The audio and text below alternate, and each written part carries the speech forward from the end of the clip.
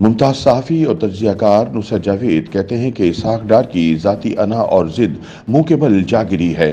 ریاست کو دیوالیہ ہونے سے بچاتے بچاتے پاکستانی عوام کا دیوالیہ نکال دیا گیا۔ محدود آمدنی کے شکنجے میں جکڑے پاکستانیوں کو اب بس بھئی بس پکار نہیں ہوگا۔ اپنی تازہ تحریر میں نصرت جاوید کہتے ہیں کہ رواں برس کا آغاز ہوتے ہی میں دہائی مچانا شروع ہو گیا تھا کہ عمران حکومت کو اس کے تمام سیاسی مخالفین یکجا ہو کر تحریک عدم اعتماد کے ذریعے ہٹانا چاہ رہے ہیں۔ جو گیم لگائی جا رہی تھی، امریکہ کا اس سے ہرگز کوئی لینا دینا نہیں تھا۔ بنیادی حقیقت یہ تھی کہ عمران پروجیکٹ کو بہت چاؤ سے ریاستی قوت کا ہر ذریعہ رعونت سے استعمال کرنے والے بوتل سے نکلے جن کے ہاتھوں پریشان ہو گئے تھے۔ ہماری بلی ہمی کو میاؤں سے غضبناک ہوئے سرپرستوں نے ہماری سیاست کے کائیاں اور انتہائی تجربہ کار کرداروں سے روابط بڑھائے۔ ان کی لگائی گیم بالآخر کامیاب ہو گئی۔ سیاسی منظر نامے پر رچے کٹ پتلیوں کے کھیل نے دریں اثنا ریاست پاکستان کی معاشی بقا کو سنگین خطرات سے دوچار کر دیا۔ نصرت جاوید کے مطابق ہونا تو یہ چاہیے تھا کہ عمران خان کو وزارت عظمیٰ کے منصب سے ہٹانے کے بعد ملک میں فی الفور عام انتخابات کا انعقاد یقینی بنایا جاتا۔ سرپرستوں کو مگر ریاست کے دیوالیہ ہونے کی فکر لاحق ہو گئی۔ اس ضمن میں اگرچہ وہ از خود ذمہ داری لینے کو تیار نہیں تھے، جن کے کاندھوں پر یہ بھاری بوجھ منتقل کیا، انہیں کھلا ہاتھ دینے کو بھی سرپرست مگر آمادہ نہیں تھے۔ صدر عارف علوی کی معاونت سے عمران خان کی دلجوئی کے علاوہ اس امر کو بھی یقینی بناتے رہے کہ آبادی کے اعتبار سے ہمارے سب سے بڑے صوبے پنجاب میں بھانمتی کا کنبہ دکھتی وفاقی حکومت کامل بے اختیار رہے۔ کئی ماہ تک جاری رہے انتشار کے بعد بالآخر اس صوبے کی اسمبلی تحلیل ہو گئی۔ اس کے بعد کیا کرنا ہے، اس کے بارے میں اب کامل بے یقینی کا عالم ہے۔ شہباز حکومت اس کے باوجود حیران کن اعتماد کے ساتھ اچھے دن لوٹنے کے دلاسے دیتی چلی جا رہی ہے۔ نصرت جاوید کہتے ہیں کہ ریاست کو دیوالیہ سے بچانے کے لیے مفتاح اسماعیل کے ہاتھوں لازمی مگر عوام کے لیے ناقابل برداشت سخت فیصلے کروائے گئے۔ موصوف نے انہیں متعارف کروا دیا تو ذلت آمیز انداز میں گھر بھیج دیے گئے۔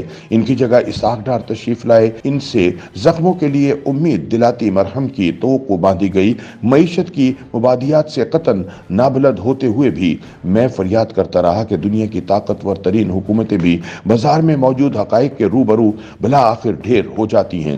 نصرت جاوید کے مطابق بازار کی حقیقت یہ تھی کہ پاکستانی روپے کی امریکی ڈالر کے مقابلے میں جو قدر حکومت نے طے کر رکھی تھی، اس کی بنیادیں مضبوط نہیں بلکہ کاملاً کھوکھلی تھی۔ بازار سے سمجھوتہ کرنے کے بجائے ڈار صاحب اپنی ضد پر اڑے رہے۔ عالمی معیشت کے نگہبان ادارے کو بھی ٹھینگا دکھانے کی کوشش کی۔ محض ذاتی انا کی تسکین کرتی ضد ہمیشہ منہ کے بل گرتی ہے۔ ڈار صاحب کو اب اس کا سامنا کرنا پڑ رہا ہے۔ پاکستانی روپے کی حقیقی قدر کو تسلیم کر لیا گیا ہے اور اتوار کی صبح اٹھتے ہی خبر ملی کہ پیٹرول اور ڈیزل کی فی لیٹر قیمت میں یکمشت 35 روپے کا اضافہ کر دیا گیا ہے۔ نصرت جاوید کہتے ہیں کہ ریاست کو دیوالیہ سے بچانے کے لیے مفتاح اسماعیل سے جو اعلانات کروائے گئے تھے، ان کی وجہ سے 30,000 روپے ماہوار کمانے والے کروڑوں پاکستانیوں کا دیوالیہ نکل چکا ہے۔ اتوار کی صبح جو فیصلہ ہوا وہ اب 1 لاکھ روپے ماہوار کمانے والوں کا بھی کچومر نکالنا شروع ہو جائے گا۔ جس معیار زندگی کے وہ عادی ہو چکے ہیں، اسے برقرار رکھنا اب ناممکن ہے۔ حکومتی ترجمان ہم جاہل بد نصیبوں کو علم معیشت کی مبادیات سمجھانے والے مگر نہایت سفاکی سے ہمیں قائل کرنا شروع ہو جائیں گے کہ ریاست کو دیوالیہ ہونے سے بچا لیا گیا ہے۔ نصرت جاوید کہتے ہیں کہ جس ریاست کے تحفظ پر بے چینی کا اظہار ہو رہا ہے، میرے اور آپ جیسے پاکستانی اس کے شہری نہیں ہیں، بس وہ لاچار رعایا ہیں۔ ہمارے دیوالیہ ہو جانے کا مگر سرسری ذکر بھی نہیں ہو رہا۔ ٹی وی سکرینوں پر فواد چودھری کی فسطائی حکومت کے ہاتھوں گرفتاری، محترمہ مریم نواز صاحبہ کی پاکستان آمد اور زمان پارک میں جمع ہو کر عمران خان کو ریڈ لائن ٹھہرانے والوں پر توجہ مرکوز رکھتے ہوئے رونق لگانے کی کوشش ہو رہی ہے۔ نصرت جاوید کہتے ہیں کہ میڈیا کا سنجیدہ طالب علم ہوتے ہوئے میں ریٹنگز کو یقینی بنانے والے ان موضوعات کو قطعاً فروعی تصور کرتا ہوں۔ ان پر توجہ دوں تو خلافت عباسیہ کے زوال کے ایام یاد آنا شروع ہو جاتے ہیں۔ بغداد میں آخری حلہ بولنے کے لیے ہلاکو خان کا لشکر بہت تیزی سے اس شہر کی جانب بڑھ رہا تھا۔ وہاں کے بازاروں میں لیکن طوطے کے حلال یا حرام ہونے کی بابت مناظرے ہو رہے تھے۔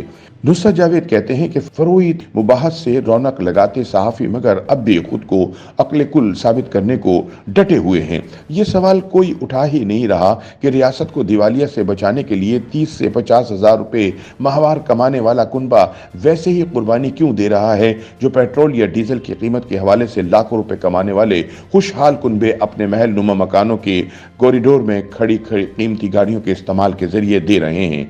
मुश्किल फैसलों के बोझ हमारे माशरे का हर तबका यकसा अंदाज में बर्दाश्त कर रहा है। ऐसी यकसानियत मगर इक़्तिदार और इख्तियार के हवाले से अशराफिया के मादूदे चंद घरानों ही कोई मैसर है। उन पर वाजिब कुर्बानी का मगर जिक्र ही नहीं हो रहा। नुसरत जावेद कहते हैं कि एक ही लाठी से सबको हाँका जा रहा है। गालिबन कुदरत भी हमसे मजीद कुर्बानी की तलबगार है। गुजरे बरस रिकॉर्ड बनाती बारिशों ने सिंध और बलूचिस्तान के करोड़ों बासियों को बेघर और बर्बाद कर दिया था। इनकी बहाली हमारा दर्द सर नहीं रही। महदूद आमदनी के शिकंजे में जकड़े पाकिस्तानियों को अब बस भाई बस पुकार नहीं होगा। कुर्बानी अब इन्हीं से तलब करना होगी जिन्होंने हमारे इज्तिमाई वसाइल पर कई दिहाइयों से अपना इजारा कायम कर रखा है। नुसरत जावेद बताते हैं कि मिस्र में अंडा खरीदना इन दिनों अय्याशी तस्वुर हो रहा है। लेबनान में गुज़िश्ता 2 बरसों से रियासत घरों को बिजली भी फराहम नहीं कर पा रही। याद रहे कि मिस्र में मुआशी बहाली के लिए IMF गुज़िश्ता कई बरसों से मुसलसल इमदादी रकूम फराहम कर रहा है। इमरान हुकूमत के दौरान स्टेट बैंक ऑफ पाकिस्तान के कामिल खुद मुख्तार बनाए गवर्नर डॉक्टर रजा बाकर के हाथों मज़कूरा अमल का आगाज हुआ था। रब्बे करीम हमें ऐसी बहाली से महफूज ही रखे। YouTube पर गूगली न्यूज देखने के लिए youtube.com की सर्च बार में गूगली न्यूज टीवी टाइप करें। गूगली न्यूज के पेज पर सुर्ख रंग के सब्सक्रिप्शन वाले बटन पर क्लिक करना ना भूलिए। YouTube पेज पर अपलोड होने वाली वीडियोस से बाखबर रहने के लिए बेल आइकन पर क्लिक कीजिए। आपको हर नई वीडियो के बारे में नोटिफिकेशन मौसूल हो जाएगा।